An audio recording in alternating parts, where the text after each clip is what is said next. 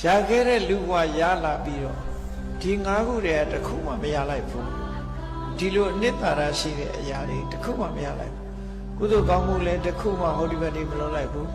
ကိုစားဖို့ကိုအိပ်ဖို့ကိုသားသမီးတွေစားဖို့ကိုအတွက်ပဲကြည့်ပြီးတော့ကိုဟာနဲ့ပဲအချိန်ကုန်သွားမယ်ဆိုလို့ရှိရင်အနှစ်သာရရပါမလားရနိုင်ဘူး